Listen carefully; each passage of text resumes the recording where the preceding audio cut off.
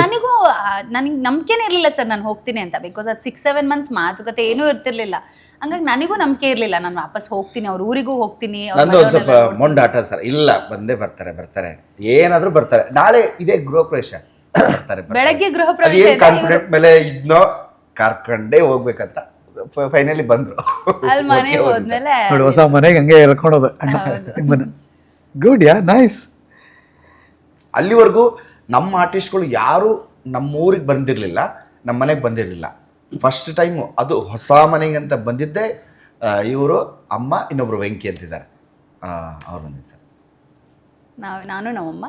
ಅಂದರೆ ಅಲ್ಲಿವರೆಗೂ ನಾವು ಮಾಮೂಲಿ ಬಾಡಿಗೆ ಮನೇಲಿ ಇದ್ವಿ ಅಂದ್ರೆ ನನಗೂ ಒಂದು ಇರುತ್ತಲ್ಲ ಸರ್, ಕರೆಕ್ಟ್. ಚೆನ್ನಾಗಿರೋ ಮನೆ ಕರ್ಕೊಂಡು ಹೋಗೋಣಪ್ಪ ಅಂದ್ರೆ ಅವ್ರು ಏನು ಅನ್ಕೊಳಲ್ಲ. ನಮ್ಮವರೆಲ್ಲ ತುಂಬ ಇದರಲ್ಲಿದ್ದಾರೆ, ಅಂದರೆ ಎಲ್ಲರ ಪರಿಸ್ಥಿತಿ ಎಲ್ಲರಿಗೂ ಗೊತ್ತು ನಮ್ಮ ಆರ್ಟಿಸ್ಟ್ಗಳಿಗೆ.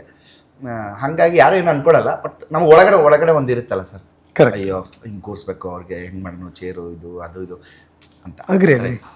ಬಟ್ ಇವಾಗ ಅನ್ಸುತ್ತಲ್ಲ ಸುಮ್ಮನೆ ಕೂತಾಗ ಯಪ್ಪ ಅವೆಲ್ಲ ಆಗಿದ್ದು ಎಷ್ಟು ಒಳ್ಳೇದಾಯ್ತು ಅಂತ ಕಟ್ಟಲ್ಲ ಮನಸ್ಸು. ಹೌದು. ಅಂದ್ರೆ ಅಲ್ಲಿ ಹೋದಾಗ ಸರ್ ನನಗೆ ಅವ್ರ ಫ್ಯಾಮಿಲಿನ ನೋಡಿದಾಗ್ಲಿ, ಅವ್ರು ನಮ್ಮನ್ನ ನೋಡಿ ಟ್ರೀಟ್ ಮಾಡಿದ್ದು, ನಮ್ಮನ್ನೆಲ್ಲ ಅಷ್ಟು ಚೆನ್ನಾಗಿ ಮಾತಾಡ್ಸಿದ್ದು.